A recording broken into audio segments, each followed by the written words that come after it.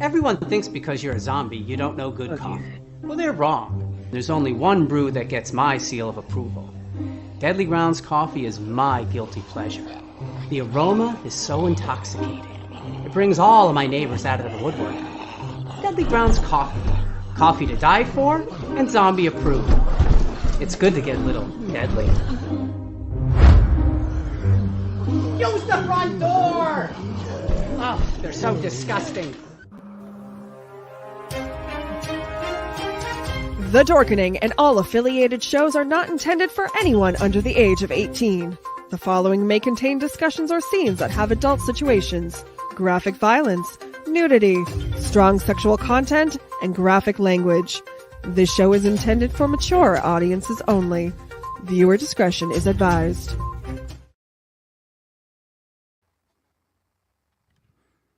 Greetings! Hey, everybody out there in watching land, usually listening land, greetings and welcome once again to a very special episode of the Retro Ridoctopus Cephala podcast. That's the only show, for those of you who might not know, that celebrates all the things that made growing up awesome. We are usually not a live stream, but we're trying it out today. And we are definitely always part of the Dorkening Podcast Network. And as always, brought to you by the aforementioned Deadly Grounds Coffee, coffee to die for. I am your host. My name is Parasite Steve, a.k.a. Steve Van Samson, a.k.a. Steve of Destruction, though nobody calls me that. And if you're wondering why Retro Ridoctopus is streaming live in the middle of a Sunday afternoon, or evening if you're in the UK, you're probably not alone.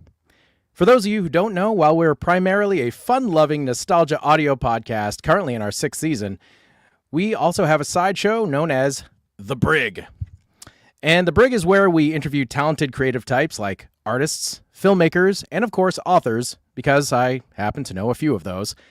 Now, as it happens, the live stream is this here bad boy right here. This live stream is actually our 50th episode of The Brig. Pretty crazy. So we've been doing the show for 6 years. This Brig sequence thing, whatever it is, we've been interviewing people for about 5 of those. So we kind of ramped up in later years. But yeah, this is number 50. So we're actually, it's kind of a big deal. We're pretty proud of it.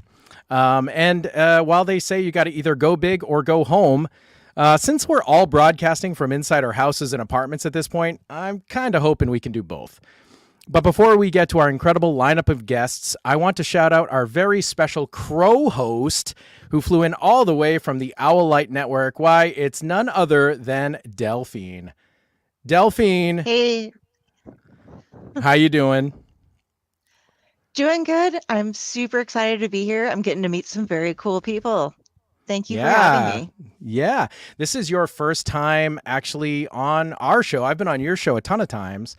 And so this is great. And you're usually on splash pages and tons of shows. You're on a million. What are you on? You're on like a billion shows. Yeah, we have 16 shows on the Owl Light Network right now. I am not on all of them, but I do the Clutch of Personalities, which is my interview show that you've been on a lot. We do the Owl Light Society, which is it's kind of a virtual campfire where we sit around and tell stories to each other, which you've also been on. Tomb of the Terrible, which is a bad movie review show that I go on. There's a ton of stuff that we're doing. We're watching Manos Hand of Fate for tomorrow night, and I'm just like, oh my God. So the review show isn't bad. It's just that you review bad movies. I feel like that's an important distinction. Yes. No, we have quite a following on it. It's rather weird. We did Sleepaway Camp 1 and 2. It is. The shows we watch are horrible, but that's why it's called Tomb of the Terrible. Right. So very cool. Well, thank you for joining us today. I couldn't do this without you. I know you're going to be a huge help. And I kind of, asked you a little while ago. I'm like, I need some help. Oh, Obi-Wan. And you're like, it's okay. It's okay. I got you, man. I got you. So we appreciate, absolutely. I appreciate. And for those of you watching, Delphine will be lurking around and reading all of the comments from you guys on Facebook. So if you want to participate in the show and you have any questions for any of our amazing guests tonight, and we do have an absolutely insane lineup, just type them in and she'll take care of you, and they will be asked at the appropriate point of time and all that. So on to the business at hand, though. we are here to celebrate a book. Not just any book, the upcoming horror anthology, Fears, Tales of Psychological Horror. 21 stories of extreme psychological dread. In this uniquely unsettling anthology, editor Ellen Datlow has unearthed 21 exemplary tales of what humanity fears most. People. The book is up for pre-order right now on TachyonPublications.com, and it comes out on September 10th, 2024.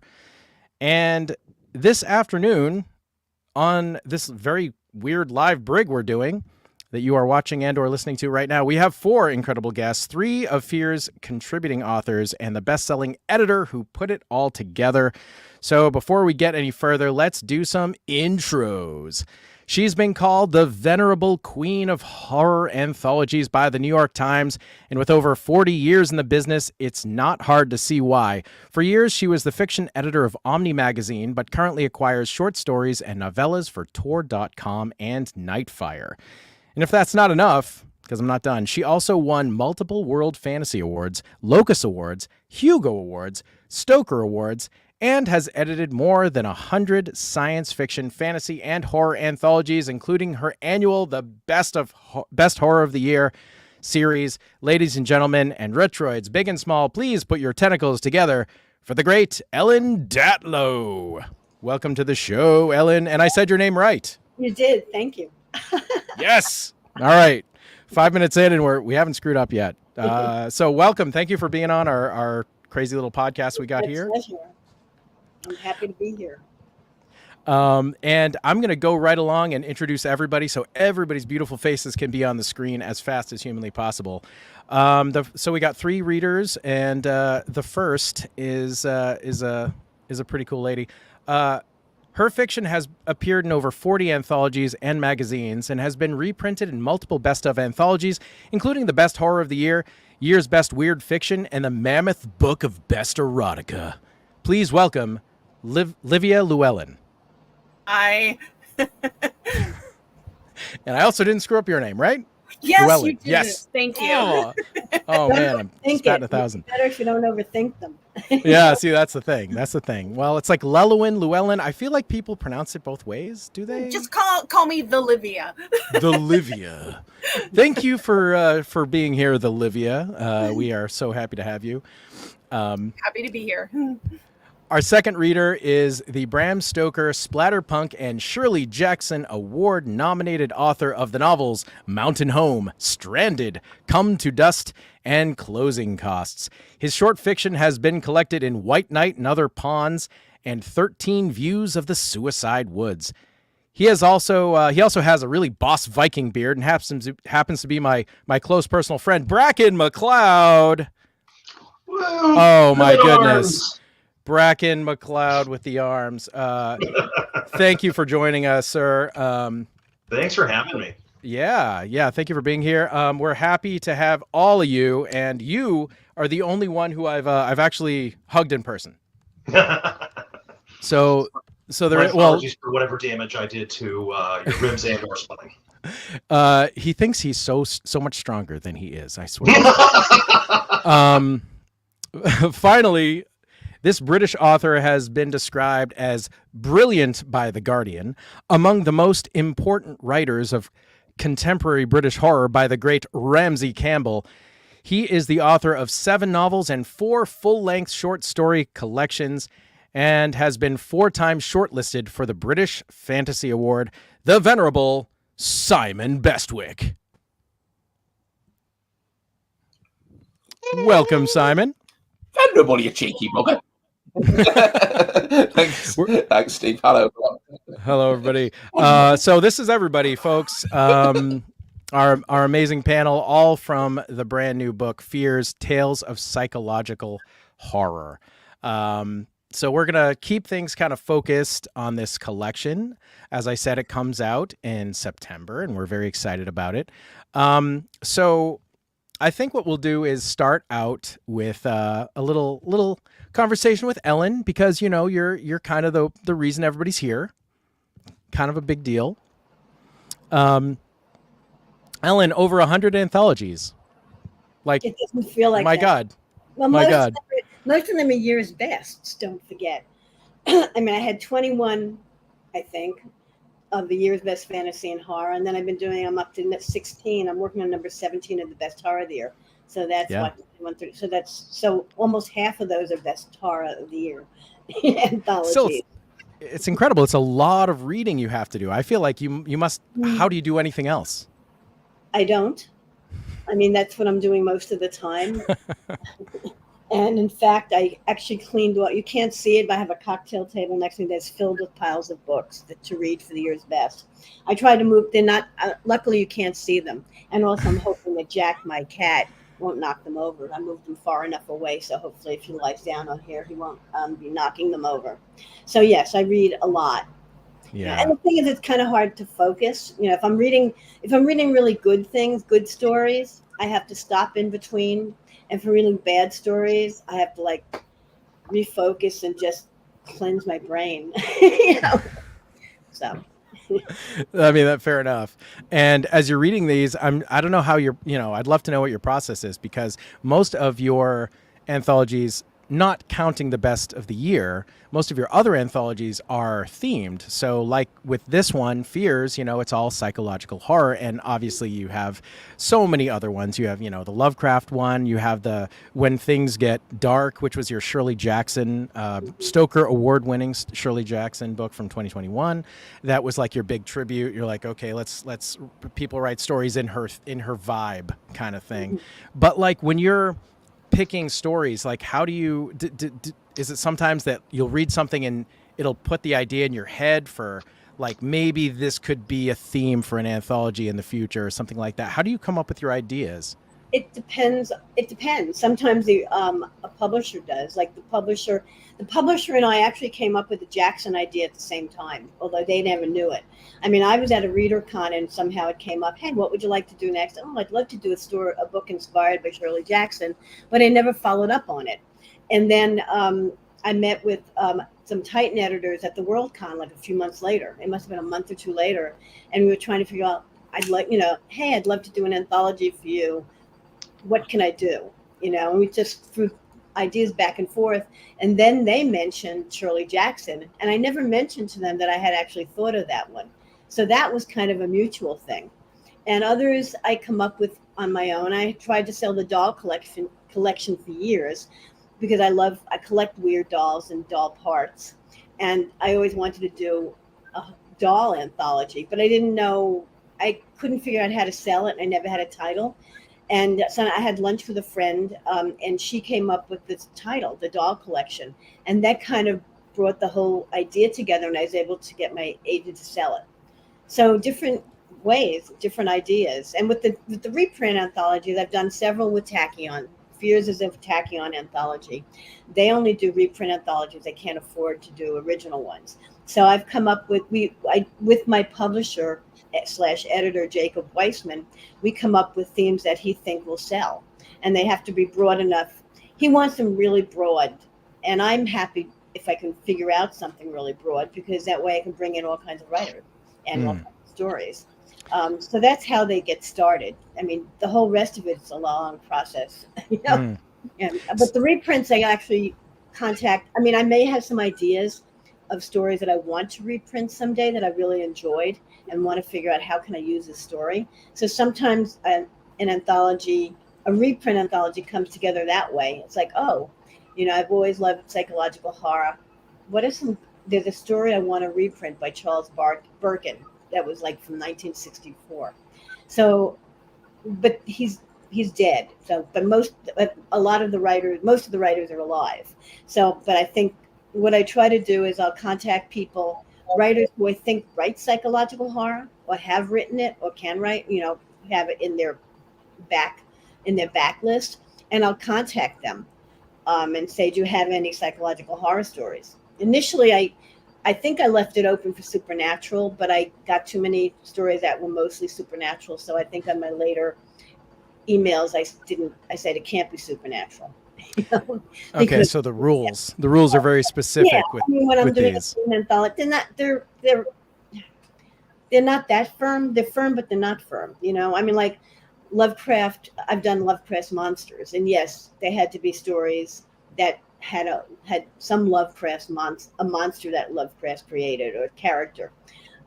So yes, they're within the theme. But if I can justify, and this is for my for my original anthologies as well as my reprint anthologies, if I can justify it within my set to myself, I will take it. And I really love the story, I'll take it. I'll squeeze it in somehow, and then I'll retrofit it, and then tell people, oh yeah, sure it is. Here, it's this. Yeah. Right. And sometimes, I mean, there's a lot of anthologies. I'm speaking more broadly, not just yours, but there's a lot of anthologies that I've, read stories in that I'm kind of, at the beginning of the story, I'm like, well, maybe this doesn't fit. Like, I'm not sure why this was included. And then, the theme sort of presents itself later, and you're like, okay, this isn't like as on the nose as some of the other ones, but like, there's a reason it was chosen. There's a reason it's here. And so, yeah, I mean, that's why you do what you do. I mean, well, also you can kind of squeeze in maybe one that doesn't quite fit, and usually no one notices. If it's a good story, they'll just like it. And then maybe after the fact, they'll realize, hey, how did that fit in the theme? It's like, oh, I don't care, I really liked it. And you can do that with all kinds of anthologies, actually. Right. But you can't do more than one like that. I mean, one story within. Right. It's interesting, like you gave kind of two examples of how you would start something just in that answer. You talked about the dolls, and dolls is something that you personally are interested in. So, that's one way of starting. We'll say like, well, I don't know if this is going to be broad enough to sell to this specific publisher, but I love dolls. I'd love to do a doll anthology. And it's certainly a strong enough, theme that you could see enough other authors like digging in and being like, yeah, okay, creepy dolls. Yeah, we can do that. We even did a creepy doll. We did a doll party. George R.R. Martin owned a movie theater in Santa Fe, and several of my writers came out, and we had an ugly doll, I can't remember if it was a creepy doll or ugly. I think it was a creepy doll party, and people made creepy dolls. Or nice. Creepy dolls. It was a lot of fun. That is a lot of fun. That's really great. But and then you said, oh well, sometimes it's a story sparks it, and you wanted to reprint that one story from the '60s. So I mean that's very interesting. I think it's really cool, and for me as a fan of anthologies and of short story collections, I always prefer when there is a theme. And I heard you say in another interview that you do almost no non-themed anthologies. Is that because they are less desirable to the publishers, or? Yes. Okay. Yeah. Publishers always say they don't want non-theme anthologies. They don't sell very well. I mean, I've done several. The ones I've done that are non-theme, Fearful Symmetries did okay. I mean, it was a Kickstarter and actually earned out, and it's done okay.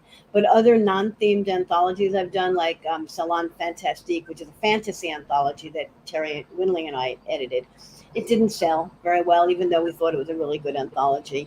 The Del Rey book of science fiction, horror, and fantasy didn't sell. That was it. It was a non-themed anthology. So I mean, I love non-themed anthologies. I love editing them, but it's really a hard sell because even though readers say, "Oh, why do you always do theme anthologies? Why don't you do non-theme?" But they don't buy them.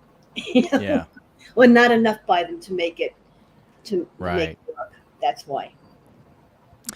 So let's talk about Fears, psychological horror. You said it was interesting to you.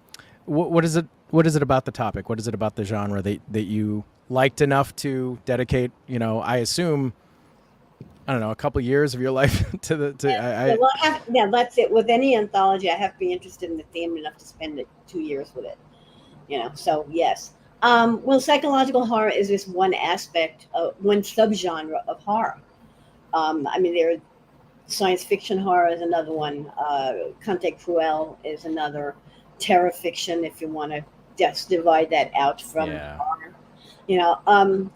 So I mean, I've loved psychological horror stories. I mean, I may not have defined them as that until after the fact, but and it was also coming together with Jacob, my editor, my publisher, who thought it was a good. I don't remember what I initially came up with, but we decided that the psychological horror was broad enough to encompass a lot of different stories that I knew that I solicit reprints. But I love it. I mean, it's interesting because yes, man's inhumanity to man. It doesn't have to be a supernatural thing to create dread and horror. Yeah, and like you said, you may not have always used that term. I never really used that term, but like thinking about it, it's what I would always say is like terror. Like just being in the moment of, what is the mind doing? And I think that's a very Lovecraftian thing. And, it's just, how is our psyche dealing with the pressures of what's going on around us? And I think really great. Yeah. Go ahead. It's true to life. It's more likely, psychological horrific things are more likely to happen to us than supernatural things, unless you believe in the supernatural. So in a way, it's closer to the bone for everybody's fears. It's like, I did not mean to do that, but yes. well said. All right. Well, I think we can get on to some readings if you guys want to do that, because we have 3 of the contributing authors here, as you know. And for those of you just joining us, we're going to do everybody is going to read an excerpt from their story in Fears, and we'll chat with each author one at a time. They'll do their excerpt.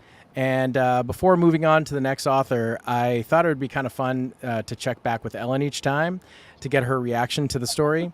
And I'm going to put you on the spot and really be like, okay, but why did you love this? And my hope is that we can, kind of rub some egos along the way and make everybody feel good. Before we start, I just want to say something before we start. I really need to mention that I quote Bracken in my introduction, because we had a discussion about this. So that might have been partly why the whole thing came about, because Storyfest, I think it was a few years ago, we had a discussion about psychological horror and dread and terror. Oh, dread, yeah. It was a dread. It's a feeling of dread. And anyway, that's in my intro, and I thank him. I quote him. Thanks, Bracken. Turns out we're actually only here because of you. Sometimes I say things that are worth being said. It's rarely, but it happens. And don't forget, guys, if you have any questions along the way, please ask them in the chat. And Delphine will be monitoring that and posting them at the appropriate time once each story is finished. So everybody ready? Sound good? Good? Yeah. Okay. So first up, Livia. I like the way that sounds, actually. The Livia. Tell us about your writing in general. What kind of stuff what do you do? Well, my writing in general is largely horror, superstition, not psychological horror, a little bit of weird horror,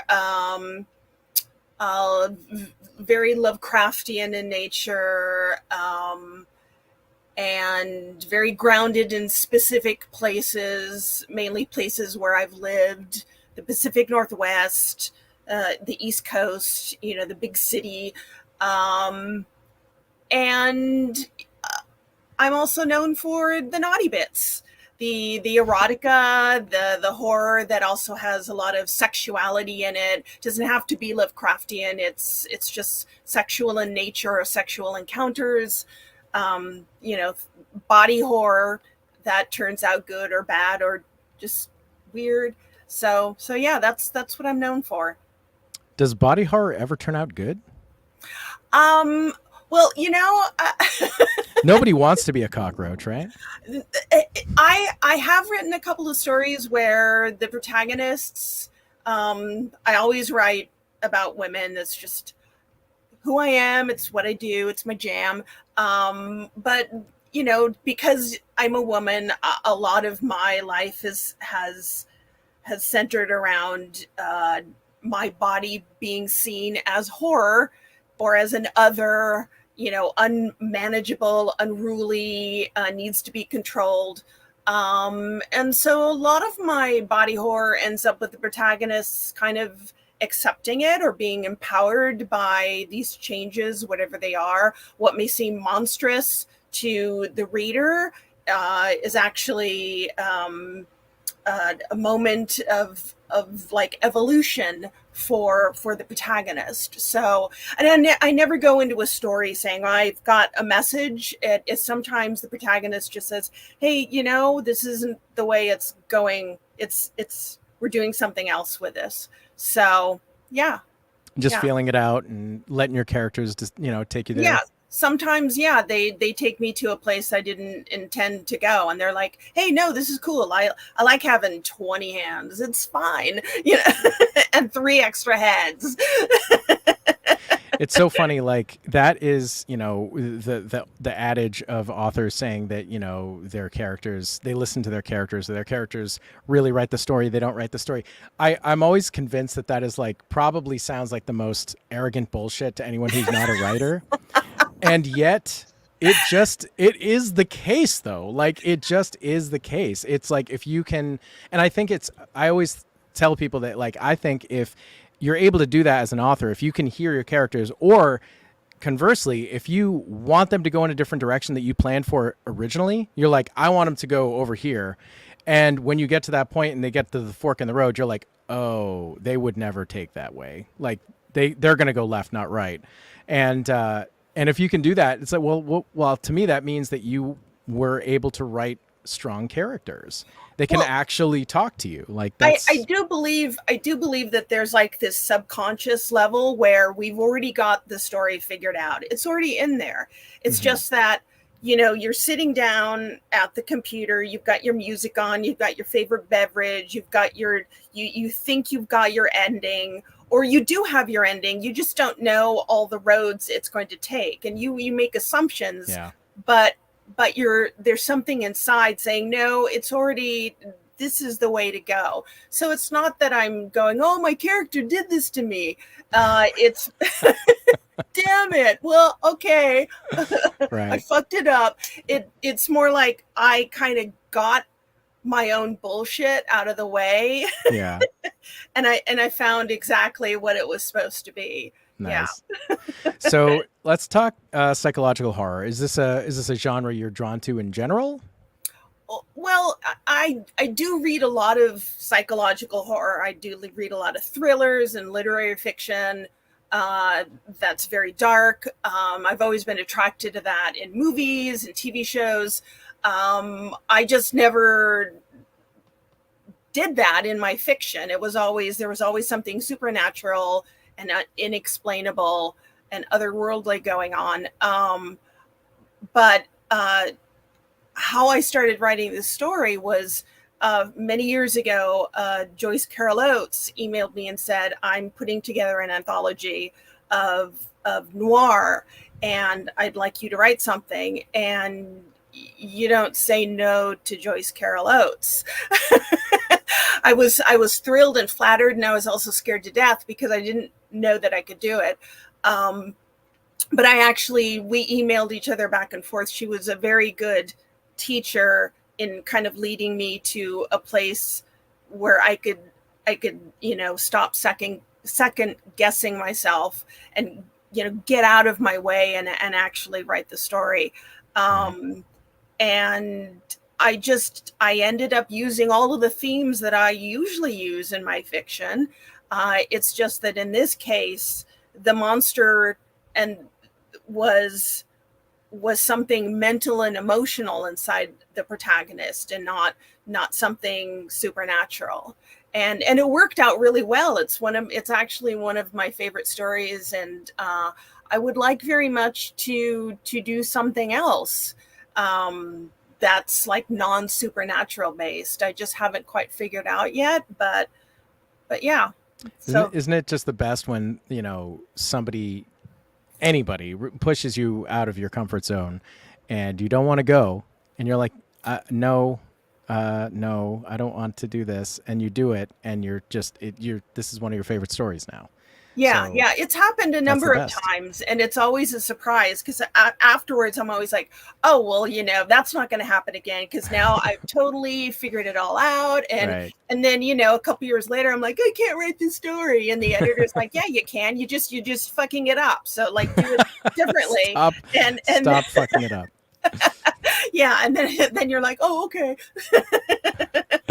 So your story in Fears is called One of Those Nights. Can you give us just a little bit of background on what it's about and like how you came to write it? And then anytime you want, you can take us into your reading.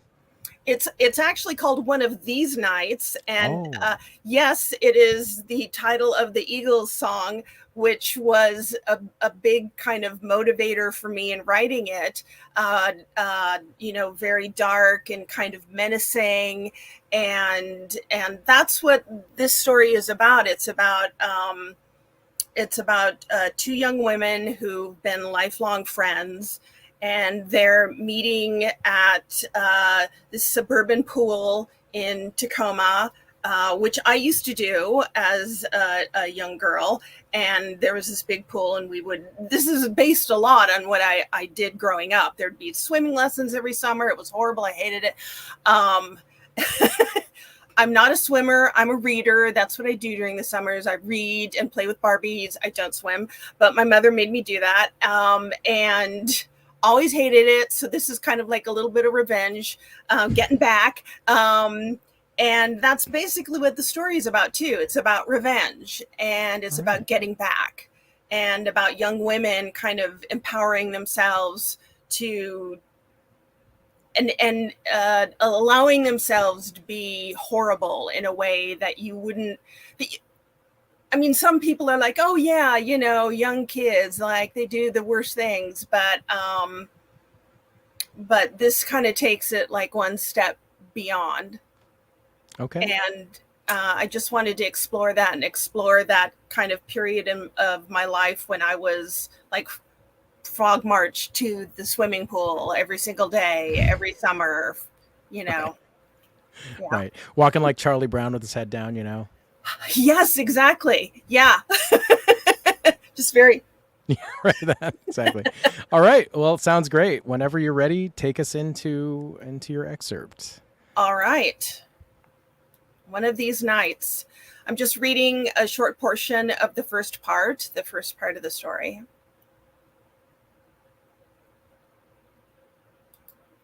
Nicole's father doesn't say a word when he drops us off at Titlow Park, and that's fine with me.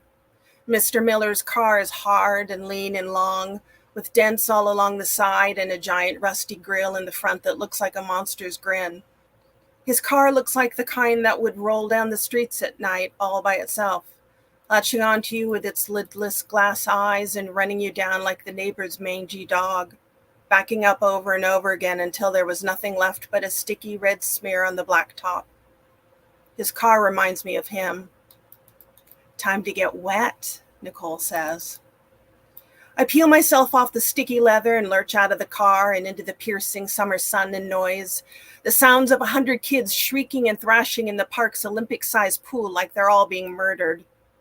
From the other side, Nicole unfurls into the humid air, all long, tanned limbs and bikini-top ties, the tip of her black wet curls against her neck from the heat and sweat and coconut oil, from secretions of adulthood that still haven't settled over me yet. I don't understand how she can look so old when we're both 15. I'm not exactly a kid myself, but the way she's moving forward, I'll never catch up. Then again, I don't have a father like hers to get me there. I have to do everything myself. Can I have $1 for the vending machine, Daddy? Nicole asks, swaying her body back and forth as if she's still 5. She lets the last word drawl and drip out of her mouth, just like I've heard her mother do when she's drunk and itching for a fight. Ask your little friend Julie. I already gave her all my spare change. Nicole's fake smart-ass smile vanishes. Some other type of smile takes its place, and it's real. I know, she says. Mr. Miller sneers at her, then flicks his cigarette ash out the window. You know nothing. Soft gray flecks drift onto Nicole's face. You know what's going to happen, don't you? Mr. Miller shrugs. Do you gotta do, daughter. You know you want to. Come on. I tug at Nicole's arm, then touch her tote bag, so heavy it doesn't sway. She looks at me, then stares back at him with those same pale green-gray eyes that are in his worn, fox-sharp face. After a second, she slowly walks away. I hook my thumb in the belt loop of my shorts and lean forward slightly, my face hovering just outside the window. He can see right down my top. I give him my most earnest, respectful gaze. How about that $1, Mr. Miller? Mr. Miller smiles at me, a wide grin that makes his lips curl up like he's pretending he isn't smelling something bad. Is that all you want from me, honey? He says, plucking the cigarette out of his mouth. Because Julie asked for more than that, and I gave it to her. I can give you some too. I lean in closer. Right here, Mr. Miller? You can't wait? Can you? He drapes his hand out of the car window, and his thick fingers hang in the air, moving back and forth in front of my breasts as more ash floats from the red tip. A few flecks catch against my skin. He's waiting for me to say it, beckoning it out of me with those rough hands. A soft pop escapes my lips as they part. But nothing else comes out of me. All my thoughts have gone fuzzy red, and suddenly, like thunder, the car is rolling across the blacktop, so fast and loud that I jump back in fright. He's gone just like that, out on the road and leaving me behind in a shimmering sea of cars, mothers snarling and tut-tutting at me as they rush their kids past. I don't know why they're glaring at me. I don't control what he does. Most of the time. I make my way across the lot over to the low building. Paint bubbles and peels off its concrete sides in fading aqua strips, and grime streaks the glass double doors. Above the entrance, fading brass letters read Titlow Park Pool, but it's clear that some of the letters have been vandalized and replaced multiple times. Low is spelled with much shinier metal, making the tit that much more noticeable. Like everything in Tacoma, I'd seen better times. I like it this way. Julie Westhoff hangs outside the doors, staring at her reflection in the filthy glass as she sprays something on her long pink tongue.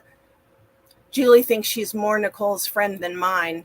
Even though I knew Nicole first, Julie quickly took her place as the favorite and treats me as the interloper with the quiet confidence of girls who always look like her. Thin and blonde and pretty, always wearing low-cut blouses and halter tops with open spaces that travel down forever. So cool. She's not even a cheerleader. Instead, standing on the sidelines at pep rallies and games, making all the other girls lose their shit as she leans against the railing and slowly plays with her hair. She's the kind of girl Nicole and I used to wish we could look and act like. Above it all, never letting anything get under her skin.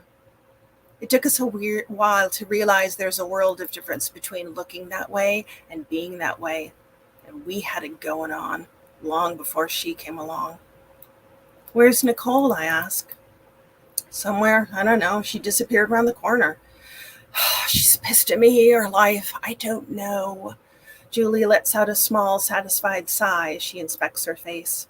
It always makes her a little smug when she thinks we're miserable. Is this about her father?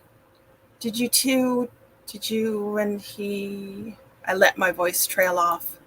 Julie's eyes narrow. What the fuck are you talking about? I don't even know him. She looks down at her hand at the small cylinder rolling between her fingers. Really, I say. Really. Her voice is turned steely, meaning the conversation is over. We follow a group of parents and their kids through the door. I can't help but frown at the familiar nauseating smell of chlorine. We haven't even gotten to the dressing rooms yet, and already it clogs my lungs, slowing my movements and weighing me down.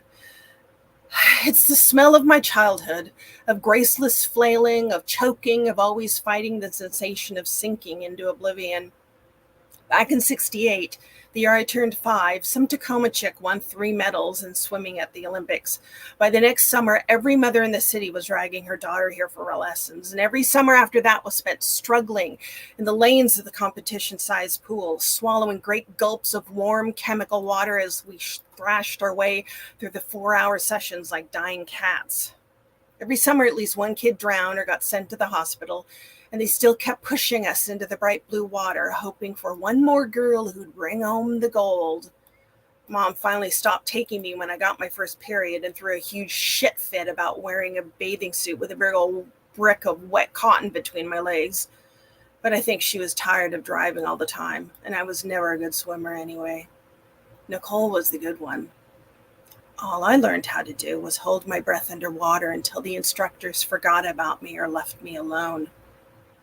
It's been a little over a year since I've been here. Nothing's changed. Well, a few things have. We pay our entrance fees, then make our way into the women's changing room, echoing with high voices and laughter, the slap of bare feet and shower water against tile, the metallic bang of locker doors. It smells the way it always has, like perfume and soap and damp crotch, but the room seems smaller and dingier than I remember. And so many girls look so much younger. As we strip out of our clothes, I catch a girl I recognize from the 7th grade class staring at me. Then some kid on the bench beside her giving me the eye, super young, maybe 10. I realize with a slight start that I've become the unsettling older creature the younger me always wanted to be. The kid's eyes are round and startled as she stares at our naked bodies, at our breasts and the dark hair between our legs. That's how I used to look at the older girls when I was a kid. Those are women, I would think to myself.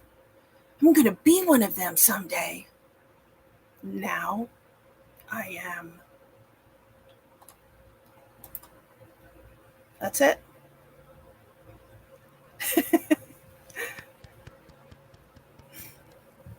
Excellent. Wonderful. To be continued in the book, Fears. Yes. Tales of Psychological Horror. Yeah. Out this fall from Tachyon Publications. It's great stuff. So here's where, like, if anybody wants to say anything, Any thoughts? yeah, Ellen. I can't believe you think that's your first psychological horror story, but I'm so glad that you have it. Well, I guess I mean, there are elements of psychological horror, but this is the first one that I think I've written that didn't have any elements of superstition. Like the monster, the villain isn't a ghost. It's not a vampire. It's not a Godzilla. It's not something with tentacles, you know. But it covers so many of your natural themes. It does. It does. You know, young woman on the cusp of young adulthood and bodies changing. And also, although it's not mentioned yet, except subtly, predators. Yeah, predatory relationships between adults and children, especially between men and young women, and women themselves becoming predators in retaliation, and the themes of summer and suburbia and the 70s. You know, my jam. Yeah, absolutely. Yeah. Great stuff. Well, you know, Simon, did you have something you wanted to say? I know we're having a little bit of a lag with you over in the UK. I'll be going to reading the story when I get my hands on the book. Heck yeah. I read it. I love it. Yay! Good job. Thank you. Delphine did her homework. She read all y'all stories. Excellent. All y'all stories. So up next, Bracken MacLeod. Bracken. Horns up, buddy. Here we go. Would you please tell us about your writing just in general? I'm a cross-genre writer, so I've done a lot of different things. Not everything, but I started out writing crime, and I actually kind of think of myself as an accidental horror writer because I started out writing crime, and a couple of people asked me if I would come play in their sandbox for an anthology or whatnot and do a horror story, and it turned out that I really loved doing it and wasn't terrible. So I started doing a little bit of both, and my crime writing has fallen off because I actually enjoy writing horror a lot more. And it's not a difference in the quality of the genre. It's a difference in how much joy I take out of the process of writing it. So I've done crime horror, some psychological suspense. I've done naturalistic. My latest book, Closing, costs I feel like is, you know, the publisher put a novel of suspense on the cover, but I feel like it's a horror novel in the same vein that Jack Ketchum's books were horror novels. You know, very naturalistic, very rooted in sort of the present and not in other places, supernatural spaces and that. But it's about evoking that visceral fear. Exactly. Yeah. No. It was an interesting book to write because, you know, I had done this other book which was a science fiction horror novel that was set in the Arctic. And I had to do a ton of research for it because I didn't know anything about the oil industry, about Arctic ecology, about maritime shipping. I thought, well, the next novel I write, I don't want to do a ton of research. I want to have it very, you know, grounded. And so I set it in my own basement with the main characters, not one-to-one, but sort of loosely based on my wife and I. And it turned out that it was a much, much harder novel to write. Because it was so personal. It was hard to turn off. You know, you spend 6 8 hours a day writing and thinking of the worst possible thing that could happen in your own life, and then my wife comes home from work and we have a cocktail and I'm just supposed to shut it off, but it's still in my head. I mean, it didn't help that I you know, some of the research that I did was, she's tied to a chair in the basement, could she move that chair over to the wine rack? And so I'd go down to the basement. And you're like, honey, can we just try something real quick? The chair and try to scoot over to the wine rack to see if it was possible. You know, so yeah, it was a full immersive experience in the way that writing about sailors in the Arctic wasn't. And of course, that book is Stranded, which is a great book. And I remember one of the first conversations we had in person. I asked you about the research to Stranded because I was like, how the hell do you know? Did you work on one of these rigs? Like, how do you know all this? It was hard to do because you know, there's lots of material out there about the North Sea's fishing industry, TV shows and books and all this stuff. But the oil industry is real tight-lipped about it. And so finding out what life is like on an oil rig is actually a little bit more difficult. I was lucky to stumble across a couple of people's blogs and that about their experiences doing that. So yeah, it was a lot of. It's funny because when we sold the book, they were like, "Can you?" And I'm like, "Of course I can." You know, write a book, you know, set on a boat about sailors and all of this stuff. And I'm like, "Yeah, fuck yeah, I can." Oh, by the way, thank you, Livia, for breaking the F-bomb barrier early in the show so that I can be free in my speech. My pleasure. My fucking pleasure. I'm like, "Fuck yeah, I can. Let's go." And then I sit down to write the book. And I realized I don't know the first thing about any of this stuff. So yeah, it was a crash course. But I feel like I did it all right. You know, I haven't gotten hate mail from people who actually worked in that industry telling me how badly I got it all wrong. Well, that's good. As somebody who knows nothing, it seems just 100% so incredibly genuine.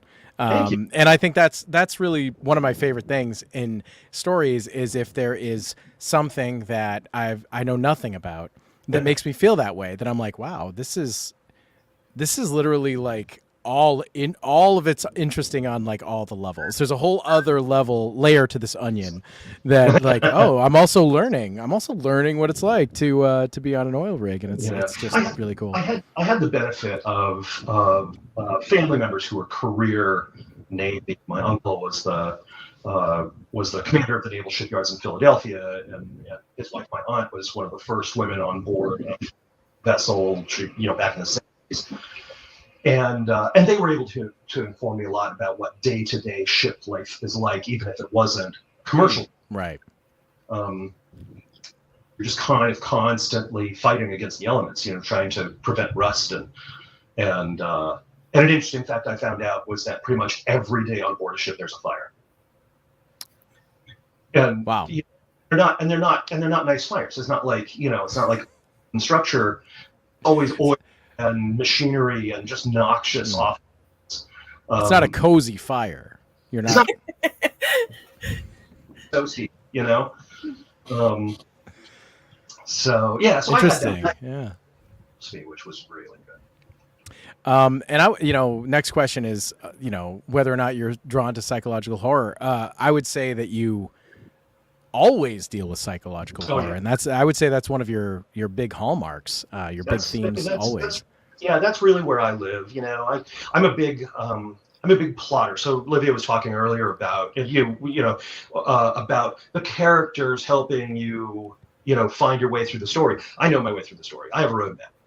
I have a huge outline that goes from point A to point B, and I know exactly where all of the stops in between are. And what that allows me to do is it frees me up to explore the emotional moments in the story. Mm-hmm. If I know where they're going next, I don't have to worry about what happens. All I have to worry about is how do they feel about it. Right. And almost always in my stories, it's they feel really fucking bad about it.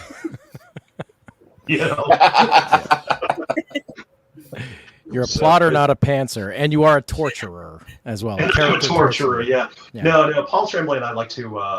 Paul McCartney told me I should never drop names, but Paul Tremblay and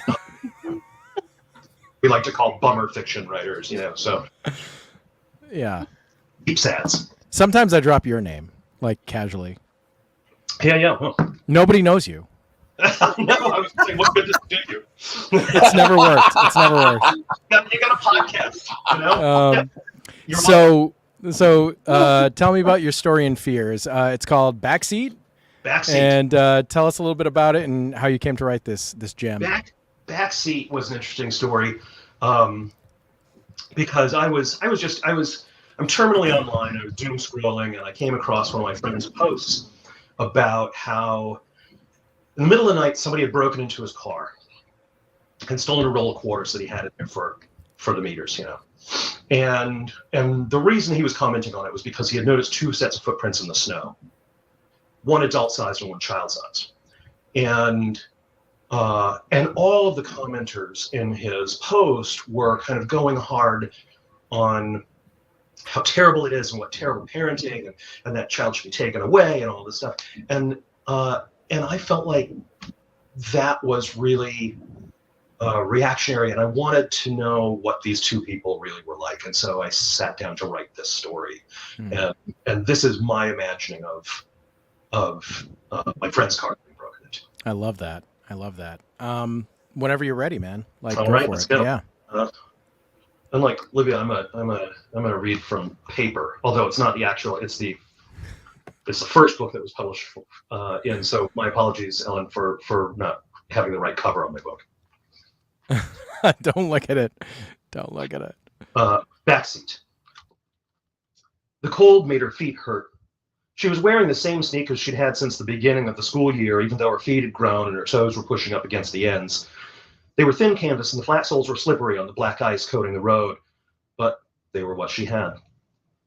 To combat the cold, she doubled up on socks, even though that made the shoes feel even smaller and crunched up her toes more. Layering her socks worked at first, but the cold still crept in like needles slowly being pushed through the canvas and into the layers of cotton underneath. There was snow on the ground on the side of the road, but it wasn't deep, not like the year before. She didn't have to slog through it like then. This was that dry, powdery kind that you couldn't make a snowman or even a ball out of. It just sifted through your fingers like weightless sand when you tried to shape it. It was the kind of snow that fell when it was so cold. The condensation from her dad's breath froze tiny icicles in his mustache and beard. When that happened, she used to laugh and try to pick the little pieces of ice out of his facial hair. He'd smile and bat her hands away, telling her to keep her paws off his beard diamonds. But the novelty of it wore off after the second week of record low temperatures, and neither of them acknowledged the tiny icicles anymore. They were headed into the second month of frigid temps now. That's what they said on the radio. Record lows not felt in New England in a century. At 9 years old, a century was a mythical length of time. Like once upon a time, happily ever after. 100 years only existed in stories. Though plenty of things in New England were much older, she'd never met a person who'd lived 100 years. She knew she wouldn't be around in a century to tell anyone how numb her toes were. Cold wasn't supposed to last like that. They walked along the side of the road toward the next house. She didn't want to leave tracks, but the ice on the road was too slippery to walk on. She'd fallen a couple of times when they first got out of the car, and her dad told her it was okay for them to walk in the snow on the shoulder. That was tricky because it was dark and there were no streetlights out here to illuminate something in the shallow snow that might trip them. Just a faint, unsettling glow from the reflection of the moon behind the clouds. Hidden routes or not, if anyone came driving along, neither of them wanted to be in the road. The snow crunched softly beneath her feet. Her dad's footfalls were louder, though he did his best to stay quiet. He couldn't help his size. He walked in front of her and she tried to step in his footsteps. Though the snow wasn't deep, it still got in over the tops of her shoes and froze her ankles along with her stinging toes. Walking in his tracks kept that from happening as much, though it still did. She made a game of it, pretending she was a ghost stalking him, walking in his tracks, so when he looked behind, he couldn't see where she'd been. She'd stand in his footsteps and he'd see right through her and shiver at the thought that something was following him. What could it be? The spirit of a tragically lost girl he once knew? She thought it might be fun to be a ghost. Then she could sneak into some of these houses, pass right through the doors and walls, and sleep in an empty room all by herself, instead of in a car. The shelters in the city wouldn't take them. A single man with a child was bad enough, but they definitely wouldn't take a single man with a girl. Men and women were kept apart for safety reasons, they said. Her dad argued that she was his daughter, and they said it was policy. She couldn't stay in the men's area, and he couldn't go in the women's. We're sorry, they told them. So they had to sleep in the car. Her dad turned on the engine every couple of hours to run the heater. The sound of it turning over woke her up every time, but she pretended to sleep through the noise. She knew he wanted her to get good sleep so she could be alert in school. But then every few nights they had to go for the walk. She moved quietly behind him, pretending to be his spirit, until they reached a driveway and he turned to remind her with a raised finger to be extra quiet. She didn't need to remind him. She knew. Stepping around her dad, she glanced at the mailbox as if it mattered whose address this was. Most people bought those brass-colored metal numbers to stick on the side of their mailboxes, but this one had been carefully hand-painted. It was hard to read in the dark, but up close she could see. The person who'd done it hadn't painted the street name, just the numbers 5 and 7. That was enough. She remembered that they were on Summer Street. That made her smile at first. It was nothing like summer out that night, but it was nice to think about warm weather. She was ready for some. Her father leaned down and whispered in her ear. She wanted to pull back her stocking cap to hear him better, but her ears were as cold as her feet. They hurt in the biting wind, so she leaned closer and turned her head, but left the hat in place. You know the drill. Don't forget the cup holders. She nodded. She never forgot. Though when she came back without anything in hand, he worried that she wasn't looking hard enough. She tried to find what he wanted everywhere she could think of. Sometimes she even checked under the floor mats and the footwells. She crept up the driveway. It was clear of snow, though there was some salt spread out. She tried not to crunch when she stepped, but couldn't help it. She was small, and the noise was slight. Still, it sounded loud to her. At this time of night, every house on the street was dark. Everyone was asleep. She knew how tiny little sounds outside of her car made her wake up all night long. She tried to move as silently as a ghost. She hesitated beside the car and looked back at her dad. He'd melted into the shadows of the trees beside the driveway. The shadow he'd become nodded at her, and she turned back to the passenger door and pulled up on the handle, gritting her teeth, waiting for the electronic chirp that would tell her to let go and run for the shadows. The door clicked faintly and popped out an inch. No alarm. She shifted and pulled hard, and it swung open, and that's why they were in the town they were instead of Manchester or Concord. No one out here locked their doors. She jumped inside and pulled the door shut to extinguish the dome light overhead. It was still cold with the door closed, but the breeze couldn't get any more. She wished she had the keys so she could start the engine and let it idle for a little bit and heat up, take some of the chill out of her feet and hands. That was a sure way of getting caught as leaving the dome light on or just standing out on the front step and ringing the doorbell. No, she had to wait. The drive back to Manchester would be warm. She'd snuggle up under her blanket and get some sleep when they were through. And tomorrow was Saturday, no school. She could sleep in, though she never did. She opened the center console, knowing she probably wouldn't find any quarters in the coin slots, but still hopeful for something. No one out here locked their doors, but they didn't need meter money either. Free street parking in small towns meant no one kept quarters in their cars. The best she ever seemed to find was what someone got handed back in change from the drive-through window, along with their Whopper and Coke. That ended up in the cup holders most often, as her dad reminded her. But she checked everywhere. Her mouth watered at the thought of a hamburger. She loved Whoppers so much. They were better than a Big Mac or those dry square burgers from the other place with the girl on the sign. She gasped when she saw the roll of quarters wrapped in one of those paper bank sleeves in the console. $10! Whoever drove this car must go to the city a lot. Maybe even Boston if he needed that much change. She'd never found a whole roll of change before. Her heart started to beat fast with excitement. Dad would be so happy. Maybe he'd even let them quit early tonight. They could be out for hours on any other night before she found as much. She tried to imagine what his face would look like when she showed him, how the crinkles at the corners of his eyes would deepen and that one eyebrow would arch up the way it did. She loved that eyebrow. It only went up when he really smiled. It was how she could tell when he was faking.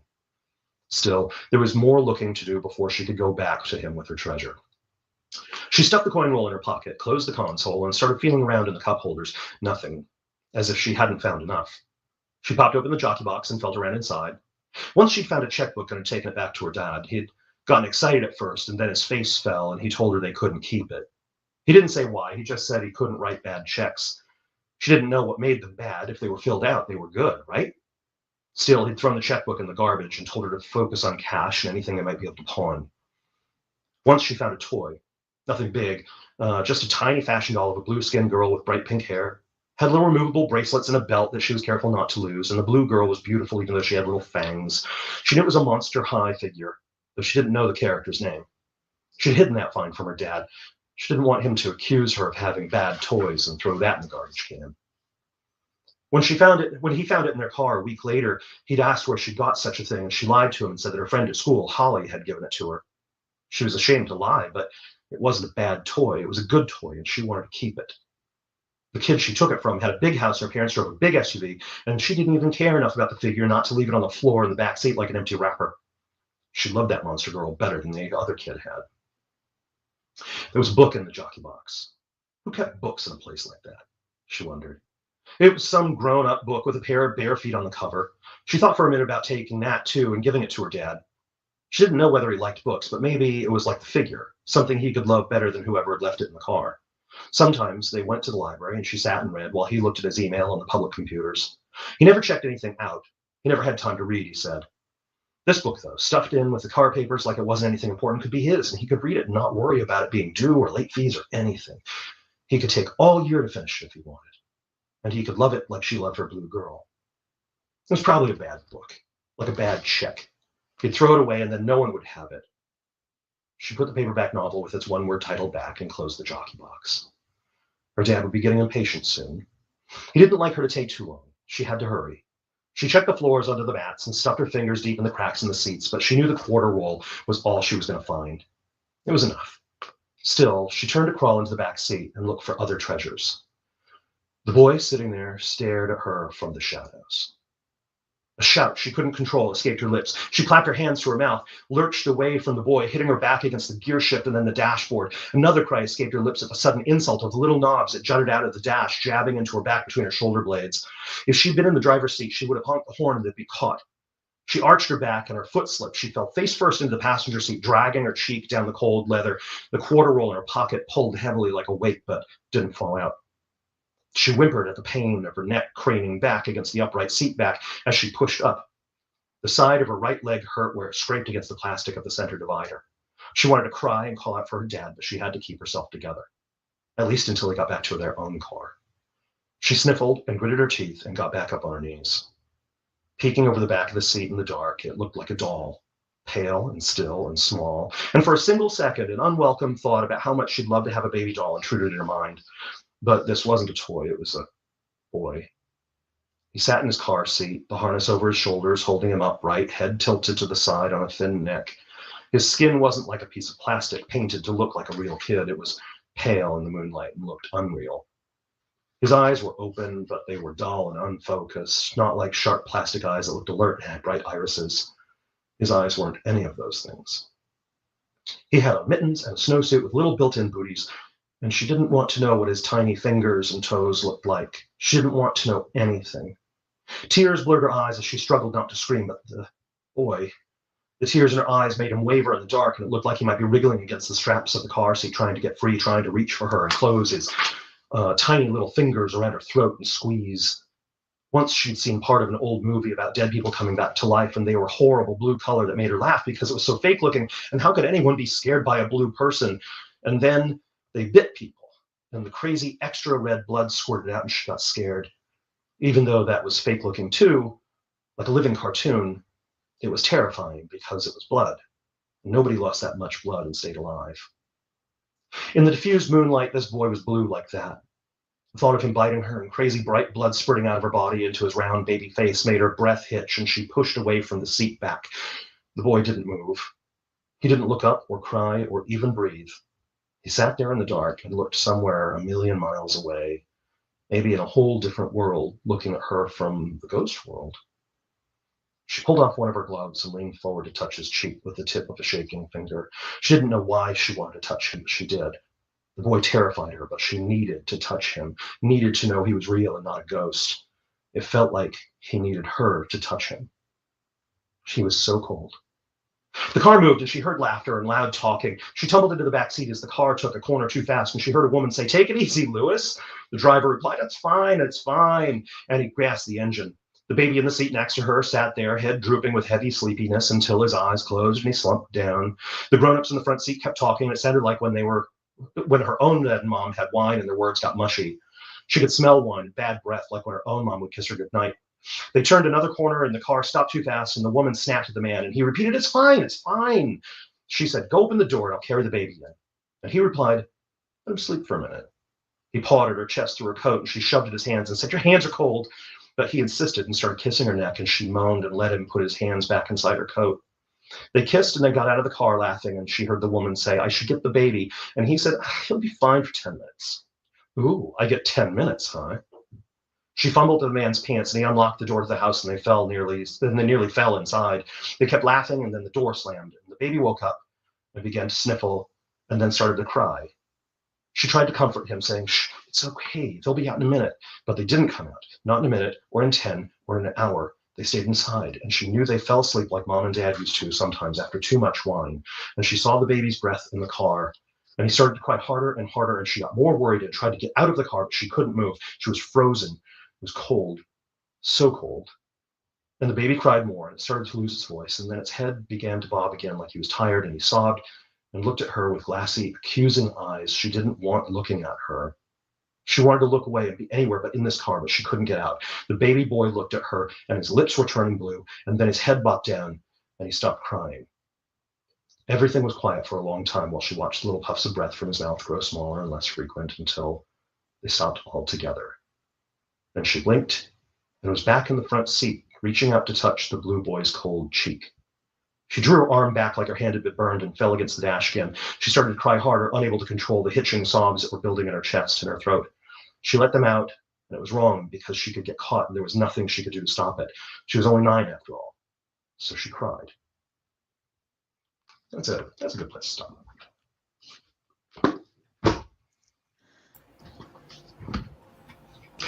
Bummer fiction! Wow, dude. That is intense. And it keeps going on. That's maybe just shy of halfway through that story. There's a that one Go messed ahead, with Delphi. me, man. Actually, Ellen posted the other day an early review for the Fears anthology, and the reviewer mentioned my story and said, "Yeah, after reading that story, I had to put down the book and take a walk." And I'm just yes, another one. I also realize that it does have a supernatural aspect in it. But It does have a slight supernatural aspect. Yeah. Yes, Yeah, but that it she doesn't received. that's not the point. That's not the thrust of it. Yeah, no, the point of the story is her experience in the car in the cold with the corpse, but she gets a glimpse of how he died just so that the reader could have Yeah, right. a perspective on it. There's something about there's like sort of this undefined subgenre that it really is it gets to me like, and that's it that story belongs to it. It doesn't really have a name, but I'm just going to call it like the dutiful child following the parents sort of a thing that leads them down into doom. Right. It's like because kids are so purely trusting of their parents. So, my favorite book is The Road by Cormac McCarthy, which is exactly in that, kind of category. Sure. Yeah. I like thinking about stories about good people, loving people who are in terrible situations. Mm-hmm. That's my book, Closing Costs. It's this married couple who are in a terrible situation, and I like to divide. So many of those kind of stories, the tension is driven by conflict between the people, that you're supposed to sympathize with. And I like to subvert that and have the people actually really care for each other, because I think it makes the stakes larger. It's Very also, cool. also in this subgenre, don't kill the dog, don't kill the baby. I know. My first novel, like in the first chapter, I kill a dog. You know, I'm bad. Rip that Band-Aid off. They're never going to make a film of this or anything. You know? Absolutely. I mean, it's just a different level. And you know, it's easy to feel like you're just trying to be edgy, like a bad writer would just feel like, you know, South Park. Right. And it takes a really good writer to be able to do that kind of a thing and to be like, I'm going to throw the norms out the window and like cross that line and have it actually be not only good, but something that truly haunts the reader. You know, I think there has to be art to it. If you're gonna transgress like that, Yeah. which for a lot of people is a huge transgression, Right.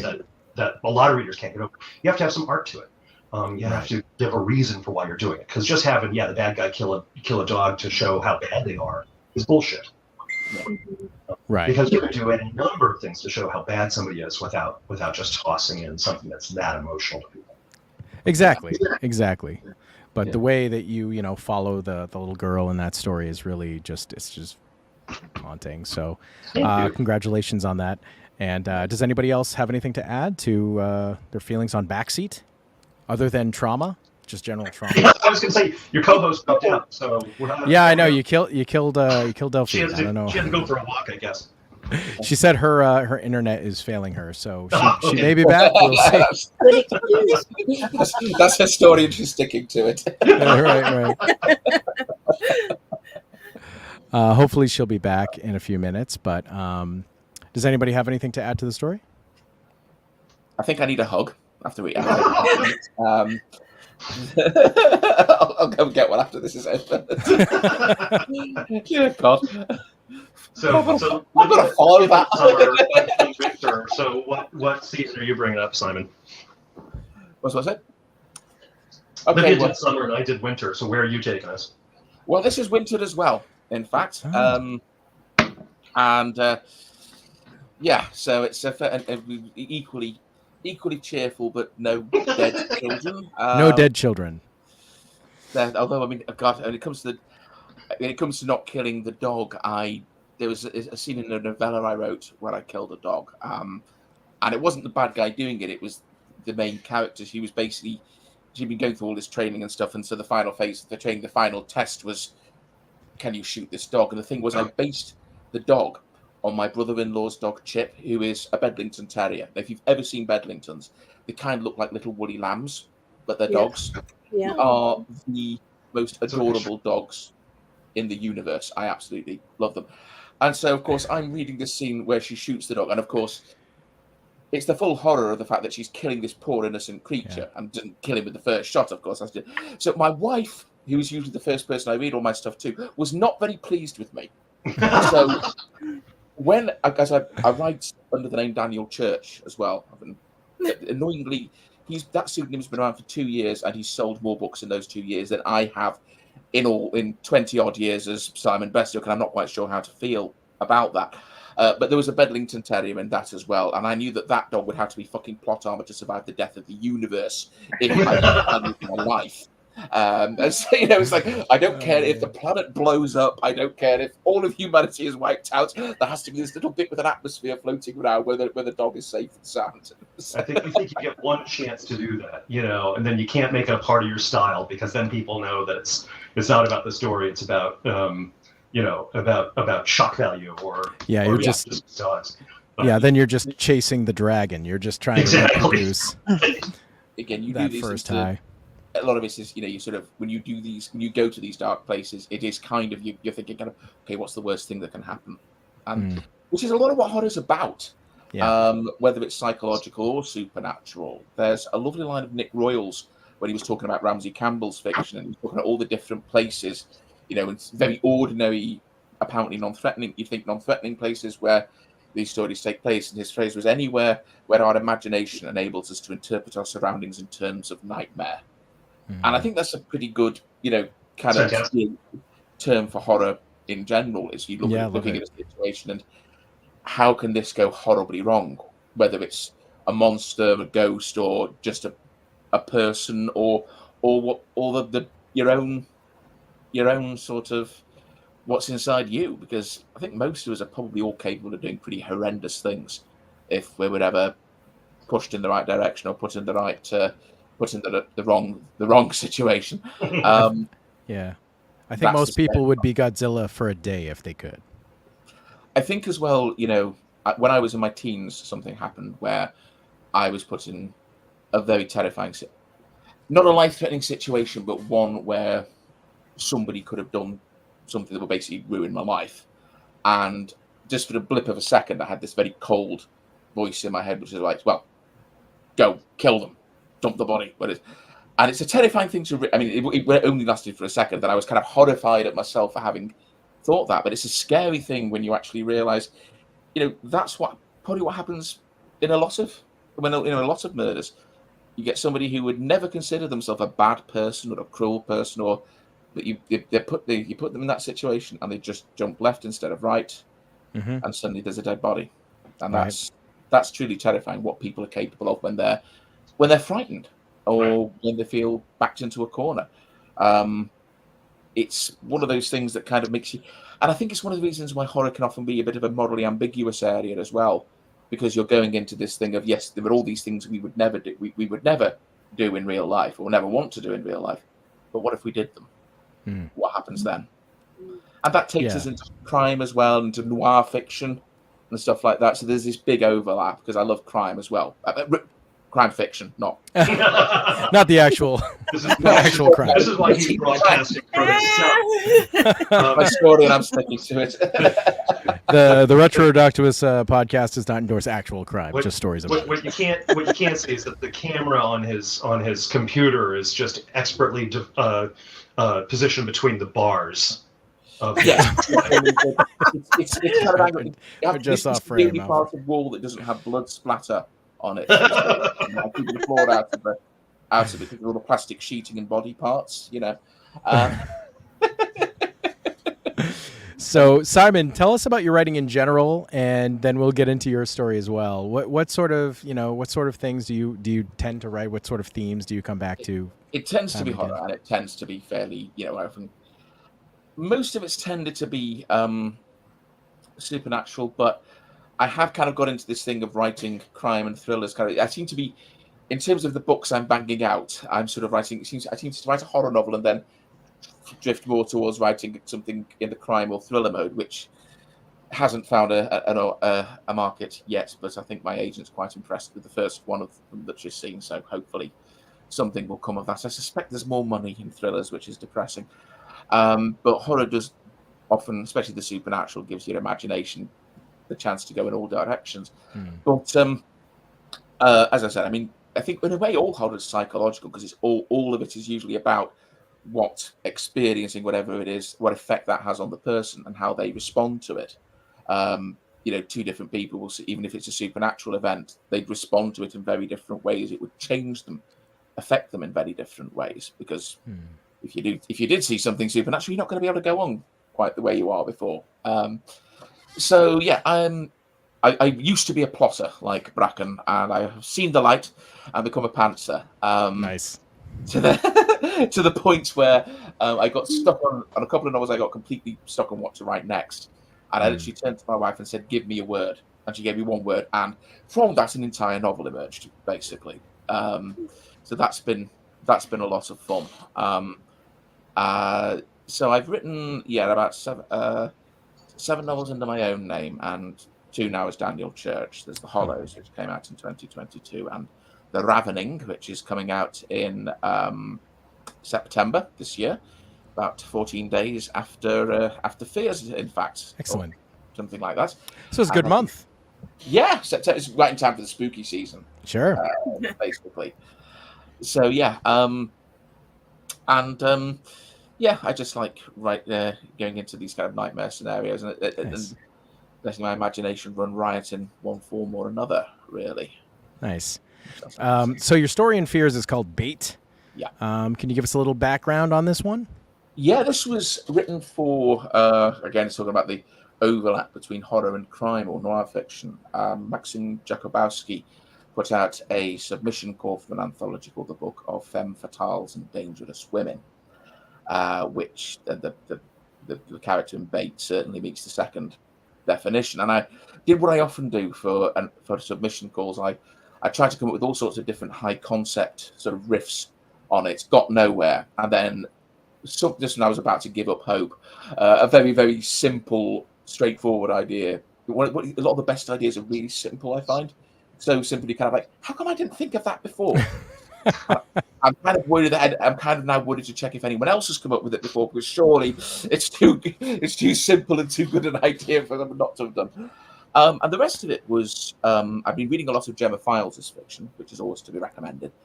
I think that's Spectral Evidence and We Will All Go Down Together. So I had a lot of images in my head of like Toronto in the winter kind of thing, this big, clean, quite oddly empty city with lots of snow. And so that kind of suggested itself as a setting. And the various bars that appear in the story are largely from Manchester in the north of England, where I come from. There was one called Paddy's Goose, which is right on the edge of the gay village in Manchester. There's a very big LGBT community in that city. And I remember a publisher of mine once arranged for me and another writer to meet him there for a drink, thinking with a name like Paddy's Goose, it would be a good old-fashioned Irish bar kind of thing, not realising it was basically a big sort of drag and transvestite bar. So the barmaid was like 6'6" with these big, broadly tattooed forearms, and I just got there with this editor and this writer was sort of sitting in a corner with slightly rabbit in the headlights expressions on their faces, which was quite entertaining. So all that kind of, it was just kind of a case of how am I going to tell the story? I'm not going to tell it from the point of view of the woman. I'm not going to tell it from the point of view of one of the bad guys. There has to be a witness, basically, and what kind of a person is in the right time and place to witness this kind of thing and comment on it. And well, that's all that is kind of becomes very clear when in Bait, basically, in the first chunk of it, which I'm going to read. Nice. All right. Well, take it away whenever you're ready. Okay. Late night. In a bar where you couldn't smoke anymore, but where the memory of stale tobacco hung in the air like a ghost. I was nursing a double black bush against the evil hour of having to go out into the cold, when the door flapped open and in she came, chased by a flurry of snow and a gust of bitter wind. She barely looked old enough to drink, but the barmaid didn't bother her for details like ID. Mulligan's wasn't that sort of bar, or the kind that can afford to turn away paying custom. So she served the girl, a pale slip of a thing, flower pretty and flower fragile to look at, dark-haired and white-faced, a beer, then went back to polishing glasses while the girl sat at a table and drank. With its old worn carpets, padded bench seats and faded flock wallpaper, Mulligan's isn't the kind of bar that pretty, innocent-looking girls like this one came into either, as a rule. And while my normal tendencies to mind my own business, I found myself keeping an eye on her as I nursed my drink. Some of it might have been out of a vestigial sense of chivalry or paternal instinct, but at least to start with, it was probably the kind of fascination that draws the eye to a car wreck as it happens. There were 3 or 4 other customers in the bar, none of whom I knew by name, a couple of whom I knew by sight. I had never exchanged more than a dozen words with any of them, because, altogether now, Mulligan's isn't that kind of place. You don't go there to socialize or get lucky, except maybe on the rare occasions one of the working girls from Becker's Lane comes in to warm her bones between customers. You go there to drink, and either brood on or temporarily blot out any recollection of the circumstances that had made you the kind of person who spent their nights drinking at Mulligan's. That, and occasionally you'd put something on the jukebox. They had a good selection: Pink Floyd, Sisters of Mercy, Leonard Cohen, along with the usual crowd pleasers. Just then it was playing Shine On You Crazy Diamond, all 13 or 14 minutes of it.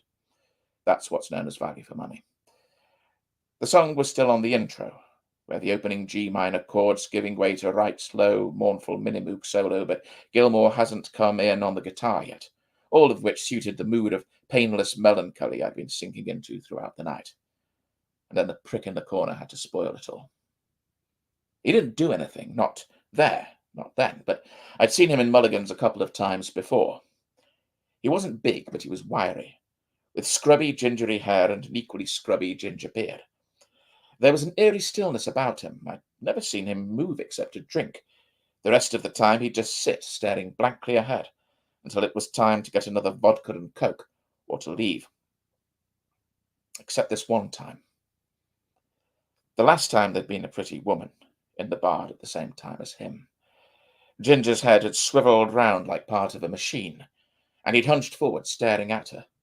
It was the only time I'd seen anything resembling emotion on his face. It had looked like hunger.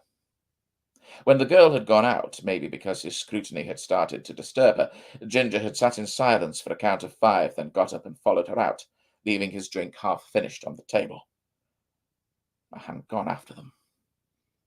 And I'd purposely avoided reading the papers or looking at the news for several days afterwards. I'd done my best to screen out the bar gossip, which I normally liked to eavesdrop on, but I didn't want to know. I knew enough. And while not much bothers me these days, that did.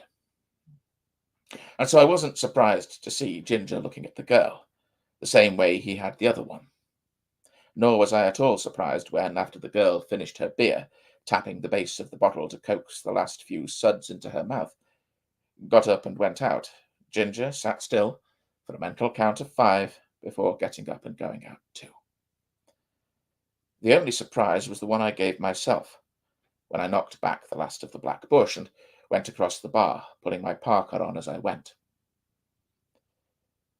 I had no real idea what I was going to do, beyond not letting history repeat itself, and I had even less of a clue once I made it out onto Cairn Street, because there was no one in sight, not the girl and not Ginger. A car swished by, wheels churning at the slush on the tarmac and headlights trapping swirls of snow, but the only person in it was an old man with white hair and thick moustache.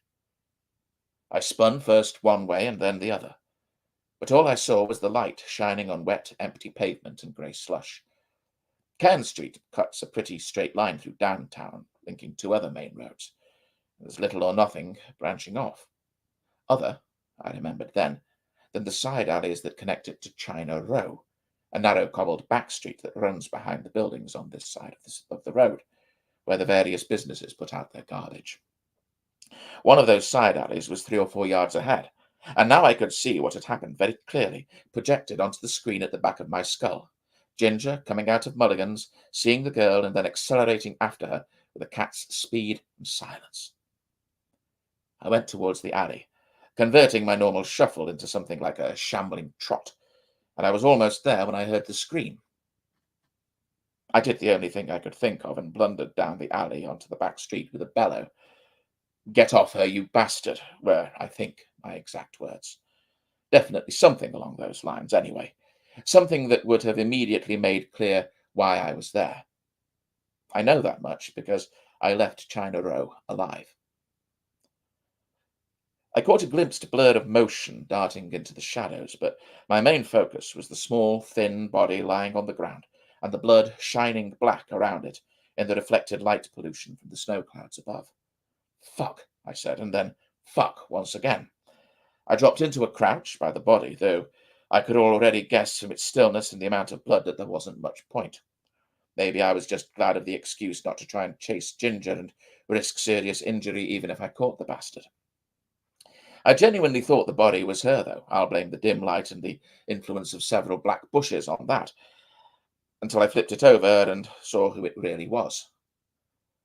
Ginger was actually still alive, if only just. His eyes were staring up at the falling snow and his lips were twitching. If I had to guess, I think he was trying to say something along the lines of, "What just happened?" A switchblade lay in the snow beside him, but there was no blood on the blade. His weapon, not hers. So I guessed I'd read his intentions correctly. There was a stab wound in his throat, but it wasn't a cut. I felt a little sick when I realized what she'd done.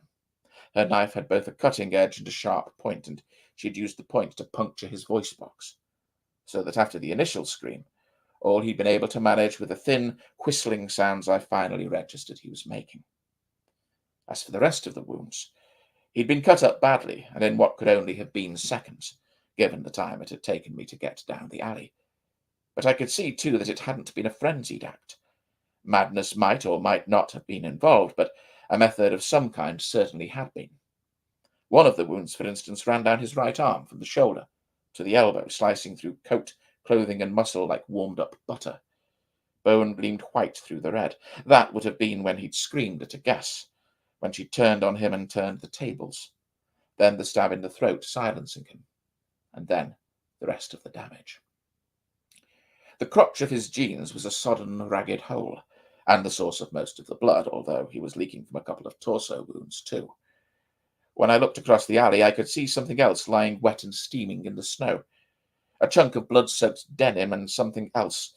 It was too shadowy to see it in any more detail, thankfully, but lying a few inches from it was something small and egg-shaped, and I quickly looked away. A very sharp blade indeed. She'd grabbed his groin and sliced, quickly and surely, presumably, without injuring herself, then stabbed him and run.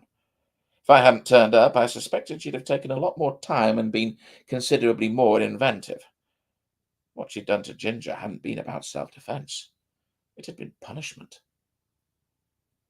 Boots clicked on the cobbles down in the shadows she'd run into. I could hear the sound of cars up on Cairn Street, the hiss and swish of their tyres on the road, but it seemed very distant suddenly, and China Row seemed far colder and lonelier than it usually did. She was holding 2 knives when she came out of the darkness. Both had long, thin, black triangular blades, old-style commando knives, I guessed. One glistened and dripped. I stood up and stepped back from Ginger, who let out a last whistling breath which then rattled in his ruined throat. I hadn't realized how much noise he'd been making, relatively at least, until he stopped. The alley was silent. She stood there very still. There wasn't, as far as I could see, a drop of blood on her, not counting the knife and the fingers of one preternaturally white, latex-gloved, I realized, hand. Her face was very pale, haloed by her dark hair, and utterly calm, almost like a Madonna. Dark eyes studying me. She cocked her head, lips pursed. I was a problem, not a threat, because she clearly knew how to deal with one of those, and could have caught and finished me long before I reached the alley. But a puzzle, a conundrum. I'd come to help her, after all, and I wasn't trying to run or screaming for help or cops, which, in my experience, were rarely the same thing. All that, I suppose, is why she hesitated. For a few seconds, she had as little idea as me what to do next. And so I said, "Fancy a drink?" That's it.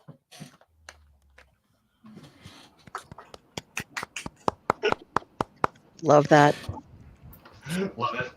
So you always, if you get a guy if you get a British guy or gal, they always got to go last. That's just the rule. I know. Bringing up the rear and doing all the real work while you colonials grab all the glory. Right. I mean, like Livia appreciated you pronouncing her last name correctly. I appreciated him rolling his R when he said my first name. So, Bracken. Yeah. Bracken MacLeod of the Clan MacLeod.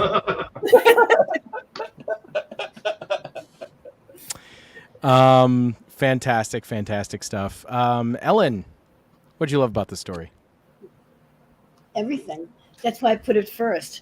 I mean, when I choose a first story, I try to make it short, kind of figure out, show the reader where the book is going, the whole theme of it. And although up to this point it seems pretty humdrum in a way, it continues on, and that, to me, what's made it really special. And I had actually most of the writers I contacted and said, "Do you have anything?" And I had read this story originally, I guess I read it in the book where it appeared, and I remembered it. I didn't take it for the year's best. But I contacted Simon and said, "I want this story for my psychological horror anthology." So it was one of the stories that I knew I wanted as soon as I read it and knew I was doing the anthology. Wow. How cool is that? Yeah. It's very cool. See, we're pumping up egos too. That's what we do here at Retro Ridoctopus.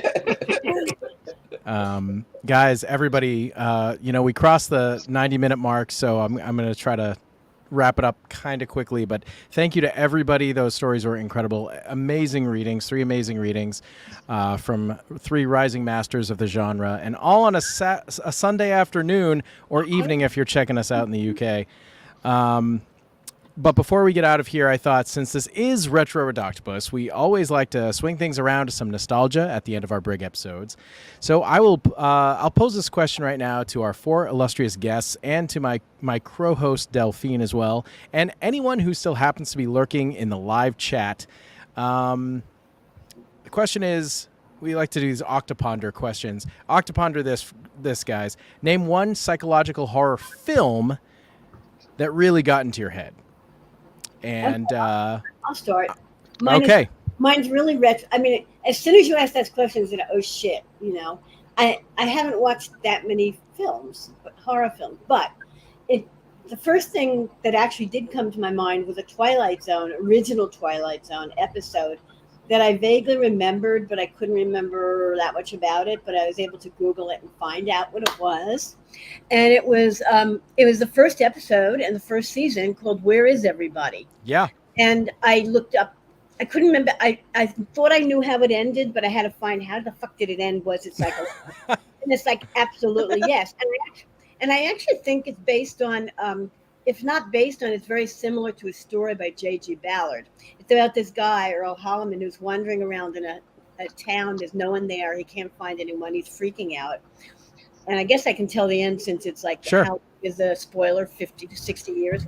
Right. It turns out he's an astronaut testing being alone. I mean, he hit the panic button and they let him out. And he said, this is, you're going to be in space. You're not going to be with anybody. You're going to be alone for the next whatever. And this was a test. And he failed it, basically. Well, I don't know if he failed it, but, this is what it would be like. There's no one with you. And he started hallucinating that he was, walking around this town where there's absolutely no one around. And it's called Where Is Everybody? And that must have come out in the early 60s. I mean, that's when I was watching Twilight Zone, the original one. Excellent choice. Anything Twilight Zone is 100% perfect for this this exercise. There was a lot that's supernatural, but that one was not. That one was not. That's very true. And then it's not. Very true. Let's go Delphine. Do you have an answer for this one? I don't know how retro it is. It's over 20 years old. So does that count as being retro? Okay. Session 9 is just an amazing movie. It's one of those really slow burn things. It builds up. It's some people removing asbestos in Danvers Asylum. They actually filmed at Danvers, and there's character stuff going on between the crew and some of their relationships with home. And there's also somebody finds a recording of this girl who'd been there and all of the tapes. She has different personalities, and they're trying to find out what happens. And it's very slow burn, so if you don't do slow burn, you aren't going to enjoy it. But the last 5 minutes just gives me the heebie-jeebies. It's just wonderful. So you have good taste, Raina. Nice. I would highly suggest that one. Yeah. Great choice. The unfun fact about Session 9 is that building isn't there anymore. It's now condos. But they did keep kept the facade, the clock tower facade in the center for the front of the condo. It gets mentioned in a few Lovecraft stories as well. I think people getting put into Danvers Asylum. I think it's in the thing in the doorstep and some of the others. It's that place basically that he's talking about. Interesting. Livia. Well, I mean, I would agree that Session 9 is probably my more modern pick, but of favorite psychological horror thriller movies. But going back further, a perennial love of mine. I watch it every summer when it's so hot I can barely stand it because you'll know the second I say it.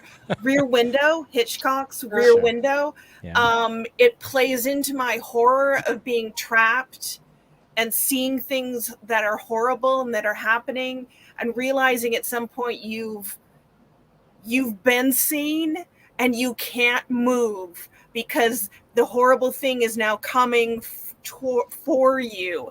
And the movie itself is just amazing. There's so many layers to it.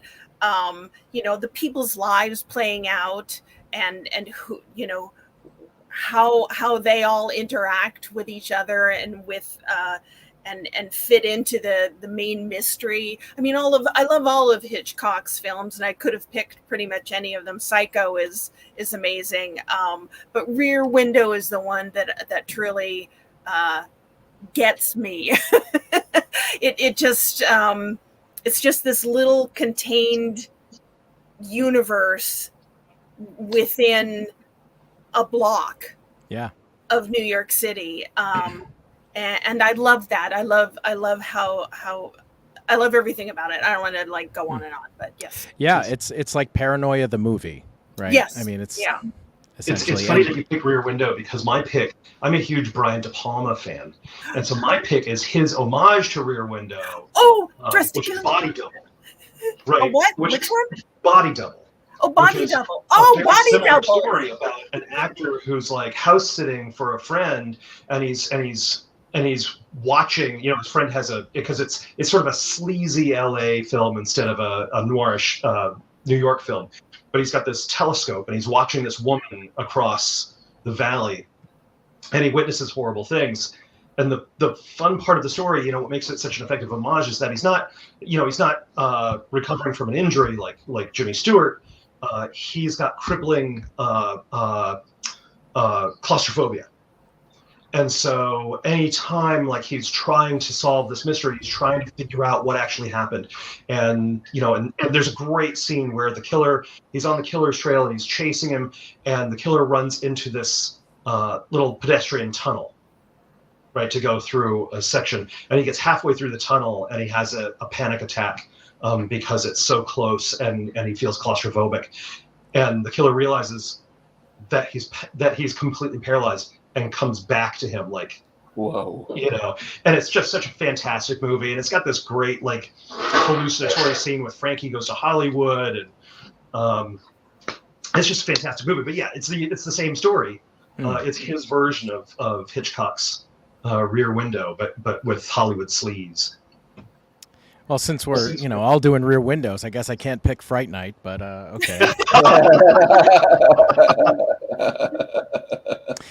Simon, what would be yours? Oh Lordy, what do you think? I was so sure that my first pick was going to get somebody else was going to say it, so I had I put together a short list of 3. So my first pick, my topic was Manhunter. I love that. Oh yeah. Ever. It's the original. I mean, I'm sorry, Silence of the Lambs. In terms of Hannibal Lecter's, I'm sorry, Anthony Hopkins always looks like he should be doing panto in that. I'm attacking that. Brian Cox remains my I was going to say Silence of the Lambs, but I decided not to. I went to something old. Yeah, I mean, he's just Brian Cox is just so you almost forget what he is. He's so calm and suave and cultured and urbane, and then it's oh yeah, by the way, have you ever seen Blood in the Moonlight? Well, it appears. It's just brilliant. Plus, you've got Tom Noonan, you've got William Peterson giving one of his best performances as his sanity goes straight to the edge, and you've got the soundtrack. It's got This Is Where I Discovered the Music of Shriekback, who went on to be one of my favorite bands. Oh my god! Oh my god! Yeah. What a reference! I person who liked some of it, and through this, one of the great things about writing, God, I've discovered so many other people who are fans of theirs, and of course, In-A-Gadda Vida by Iron Butterfly is just that massive, amazing. Thing. My second pick and a very close runner-up was Cop, a James B. Harris film starring James Woods back in the days before he became a total right-wing douche nozzle, based on an early James Ellroy novel called Blood on the Moon. It's not as twisted and perverse as the James Ellroy book, because I don't think any screen adaptation of a James Ellroy book could get away with putting half of the material in the James Ellroy book onto the screen. But I mean, it's Woods was great, could be great at doing these very borderline unhinged characters, and it has one of the best, most brutal final lines in any movie. If you haven't seen it, I'm not spoiling it for you. You got to watch it.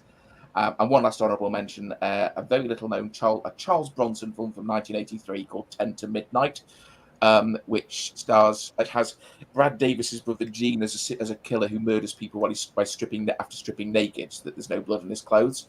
It's directed by J. Lee Thompson, who did The Guns of Navarone and the original Cape Fear, and that guy could really crank up tension, and the climactic sort of murder scene in that is truly edge of the seat stuff. So I've done 3 instead of 1. But nice. No, that's fantastic. I also did 3 because I was like, somebody else is going to do that, but they were all Brian De Palma films. I think you were expecting me to do Body Double, or not Body Double, but Blowout. Oh yeah. Yeah. See, once I said, it relates to your pick, and you were like, wait, which one? So nobody picked Fright Night. What the hell? My stretched it to call that psychological horror. No, yeah, I guess not. One of my favorites for this, it's like I got to go back to 1944's Gaslight, because I think it's one of the. I mean, it spawned a word that's in our zeitgeist now. It's a big movie that you like. If you haven't seen it, you should definitely go see it. It's Ingrid Bergman is the main character in it and stuff, and it's just basically the definition of being gaslit. It's the origin of that. It's really interesting, and she is just constantly being told by her brand new husband, who they met in. They had this whirlwind romance and got married after 2 weeks, but she inherited all this this house and these belongings of her rich aunt, and he keeps disappearing, and weird things are happening, and the gaslight keeps dimming at night, and she's not sure why, and she brings it up to her husband, and he's always gone, and comes back, and he's just telling her it's not real, nothing's happening, it's all in her head, and it really is this exercise in going insane, because she pretty much is cut off from everybody. He doesn't want her to have friends. He doesn't want her to, see anyone but him pretty much, but he's gone half the time. And then she's telling him these things that are happening. And he's like, no.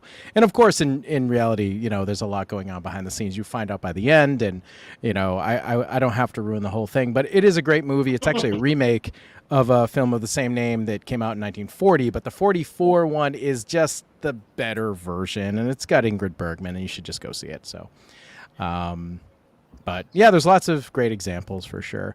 I've never seen Manhunter. I know. Oh no! I know, and I rectify that.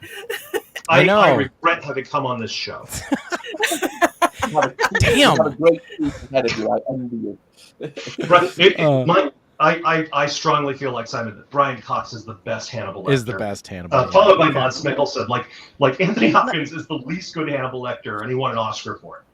I still think he's great, and I think he's pretty great, but I think he's a great actor. I just don't think that's anywhere near his. I always loved him in the Road to Wellville as Dr. Kellogg, which was a brilliant comic performance, and that deserved a lot more recognition than Hannibal. I liked his Hannibal better when I rewatched the Silence. We rewatched Silence of the Lambs a few years ago, but I remember at the time, once you've seen Brian Cox, you're a bit spoiled as far as Hannibal lectures go. I can't take anything away from Brian Cox. He's amazing in absolutely everything. But in defense of Hopkins, his characterization in Silence, anyway, I won't say anything about Hannibal, but in Silence, if it existed in a vacuum, I would say that what I love about his, like what you said, Simon, you said that he's just too obvious. He's obviously insane. And I would say that that's kind of what I like about it, because at that point in his life, he's just nakedly himself.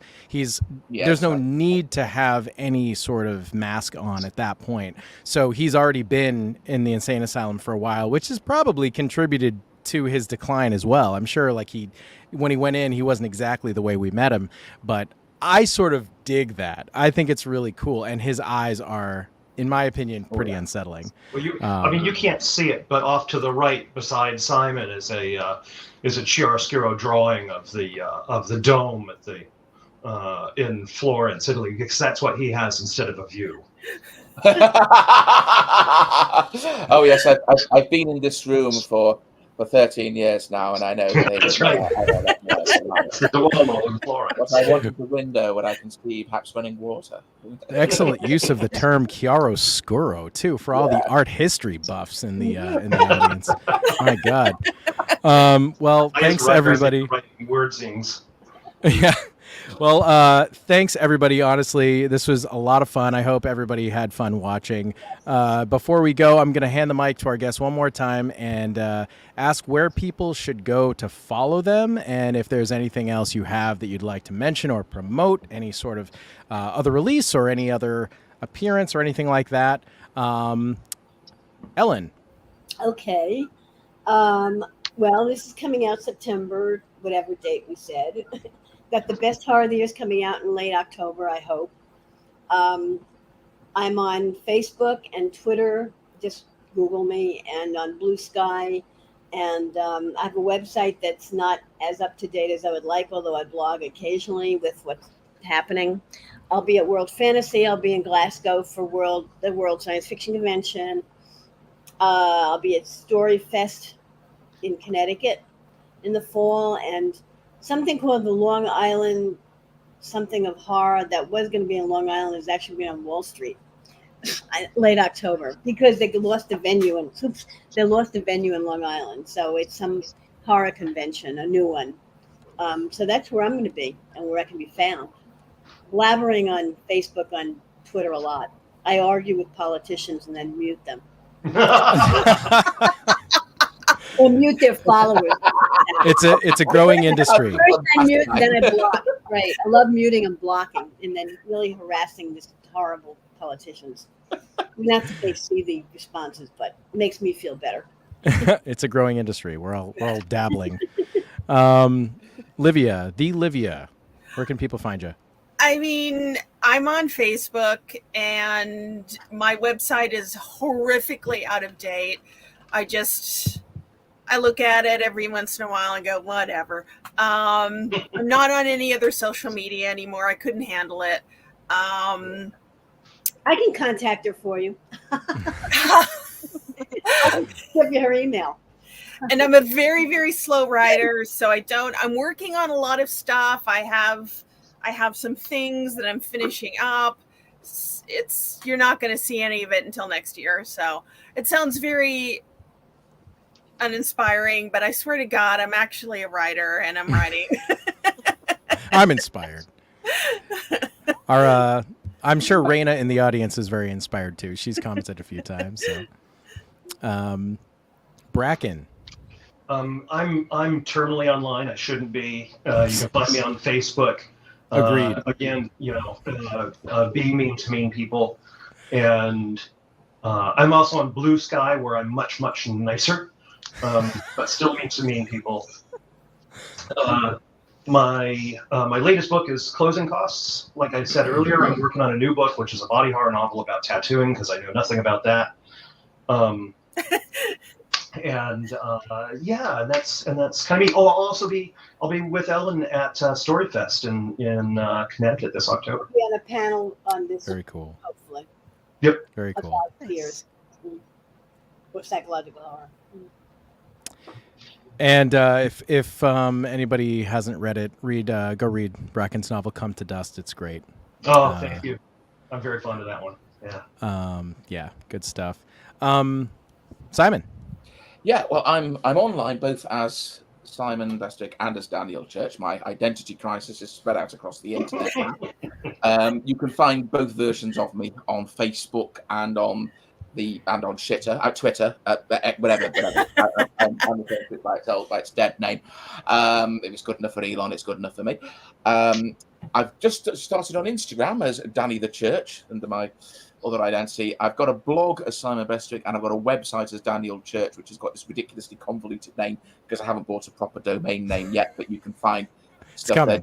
It's coming. Do not mix me up, the Daniel Church up with this. There's a writer called another Daniel Church who's written a thriller called Winter Games, which is some kind of climate change denial bullshit. Please do not mix me up with this guy. It's my nightmare. I'm going to get cancelled on social media because somebody thinks I'm a climate change denier. I ordered that on Amazon during your reading. Damn it. And here is and my new book. So I had to whip that because I love this cover by Sarah O'Flaherty, The Ravening, and that's nice. out on September Ooh, I like 24th. And as you can see, it looks absolutely. Who's the publisher? That's Angry Robot. Angry Robot, and that's coming out. Oh, nice. Byline. Very cool. It smells lovely. Wait, sir, what you need is you need to get yourself a middle initial. That's what you need. Daniel G. Church or something. Daniel T. Church. You know, maybe I'm Danny the Church on most of my social media handles. So Daniel T. Daniel T. Church. Yeah. It stands for Theodora. Yeah. You know, go for the best middle initial ever, which is H, right? Daniel H. Church. Yeah. Jesus H. Christ, Daniel H. Church. Yes. That could work. You know. By the way, before we go, can I ask you for one favor, Simon? Mm-hmm. Say my name again. Bracken MacLeod. Yes. All right, that's going in the Rolodex for later. I don't know what you've done. You don't feed him like that. Don't feed him like that. Make it your ringtone. I'll record it as an audio clip and message it to you on Facebook. Whatever happens off the show, I know nothing about it. It's fine. Delphine, please tell everybody where they can watch you and what shows you're on again. Oh God. Look for me on Facebook at Carrie, Kari Sanders. If you see a crow, that's me. All my information is there. My author page, my Owlite stuff for the Owlite Network, Splash Pages stuff when I do the comic book show on Tuesdays. I just have a lot. And there's a gal named Jenny who is awesome. She's our Girl Friday for the network, and she handles all of my social media except for my main page. So if you actually try to get in touch with me, she'll let me know. You should get one, Livia. Jenny's are great. She's the best. And get a Jenny. I'm also yes, I'm also contracted by the Owlite Network to say at least once when I'm in his presence, Steve Van Samson, because of some very strange things going on. So Bracken, you're the only one who has a name thing. There's no contract. Steve, from now on, he's going to be Steve of Destruction to me. Thank you. Finally, somebody called me that. I've been floating that for like 6 years. Nobody calls me that. Steve of Destruction, Finally. man. How you doing? I will answer to that every time. Trust me. Steve, where do you want us to find you? Find me on Retro Ridoctopus. Find me on Facebook. Find me on Blue Sky. I am most active on Facebook in general. I have an author page and a personal page, and we have a great group with Retro Ridoctopus. Lots of people. Very positive place. I'm pretty proud. We've kept it a very safe space for 6 years now. It's never kind of become inundated with crap, and we've worked really hard at that. And there are very specific rules for, like, just treating everybody with respect, and it's a great geeky place to come and hang out and see about what podcasts we got coming out, like this episode of The Brig and all sorts of stuff. So, guys, if you're still there, get your butts over to tachyonpublications.com and pre-order your copy of Fears, Tales of Psychological Horror right now. Like, seriously, just stop what you're doing and just go there and do that now so you don't forget. The book comes out on September 10th, and it features stories from our fabulous 4 guests, as well as various award-winning authors like Josh Mallerman, Laird Barron, Haley Piper, who was going to be here tonight and ended up tapping out, and Stephen Graham Jones, and so many more. And for those who have staunchly followed Retro Ridoctopus over the years, I'd like to thank you on behalf of myself and my usual co-hosts, 8-Bit Alchemy, Nintendo, Coopster Gold, and all the Retroids who make our face group the fun-filled den of geeky positivity it is on a daily basis. On this, our 50th episode of The Brig, I still can't believe it. You guys all get a hearty shabibin, which is our favorite fake word that we made up, and we just throw that around. Shabibin! It feels good. And to our special crow host of the moment, Delphine, thank you so much for helping with this titanic endeavor that was the Fears of Ellen Datlow. Could not have done this without you. Round of applause, Delphine. Thank you so much. Sorry about my internet. Guys, that's the show. If you haven't jumped ship by now, we certainly hope you've enjoyed this week's journey over the treacherous waters of all the things that made growing up awesome. If you've liked what you've seen and/heard, please hit up our popular Facebook group and subscribe to the show on your podcast app of choice. I have been your host, Steve, a.k.a. Steve of Destruction, a.k.a. Steve Van Sampson. And it is a sad thing that your adventures have ended here. Good night.